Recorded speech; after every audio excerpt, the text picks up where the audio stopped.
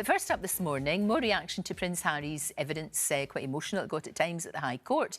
He is the latest high-profile witness in the privacy case against the publishers of the Daily Mail. Well, our Russell is here.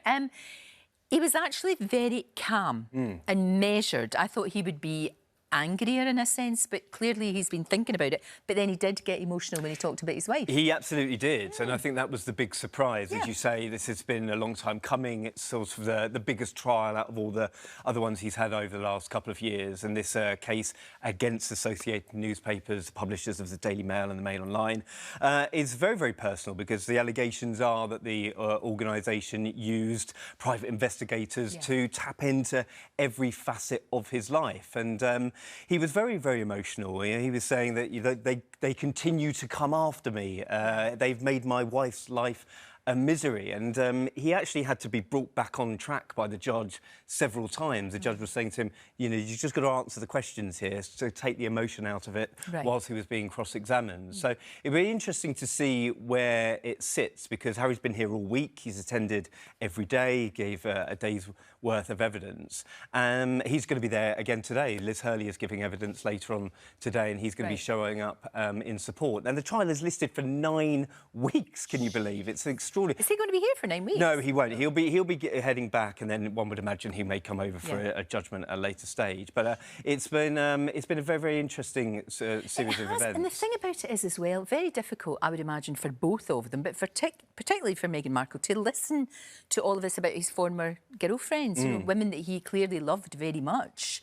I know it was a long time ago and he's moved on, but, to listen to that must be hard for both of them, I would have thought. He was talking about sort of raking over old coals, if you will. He was very passionate, speaking about how the Daily Mail had written stories about his late mother and how both he and William had felt very, very upset at that. And you would absolutely have sympathy with him in that sense. I mean, Harry's life, in his view, has been absolutely picked apart since he was born. And whereas other members of the family, never complain, never explain, take it on the chin at some quarters, use the media for your advantage with others. But Harry obviously has a very, very different side of things. He does. And Associated Newspapers deny any wrongdoing. They're putting up a very robust defence. And as you say, it's going to be on for weeks and weeks.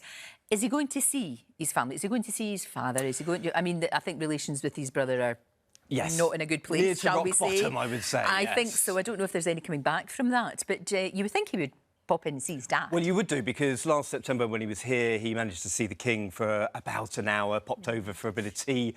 It's astonishing, really, isn't it? Yes, look at this family having to make appointments to see your own father. Now, look at the evidence this week. The King and Queen were both in Scotland. Prince and Princess of Wales were in Scotland as well. That distance is much more metaphorical than it is physical at times. Prince William announced a major tour to Saudi Arabia yesterday, just minutes after Harry had given evidence. So, listen, the relationship is so fractious at the moment. I think, especially given the nature of this court case, they want to have their distance. Harry's still fighting the issue with the British government over his security. So there's an awful lot of balls up in the air. As you say, never explain, never complain, and they just are getting on with it. They're all out, as you said, they're all out there doing their thing. Just getting on with it. Well, as we saw yesterday, the Queen was at Maggie's Cancer Research Centre in Cheltenham with former Spice Girl Jerry Horner. Oh, I wonder what they were talking about.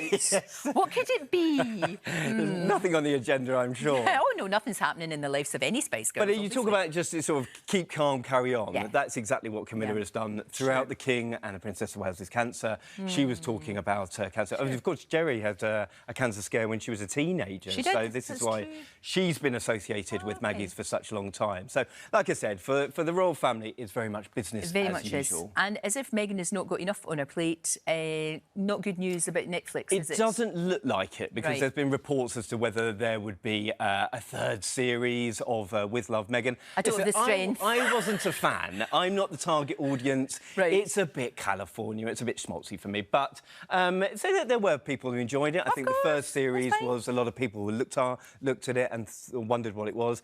It didn't get into the top 1,000 of Netflix shows last year. I'm surprised at that figures as well. The Christmas special did, though. Yes, Christmas special and there may be well. some more specials. There may be another sort of holiday special, Christmas special.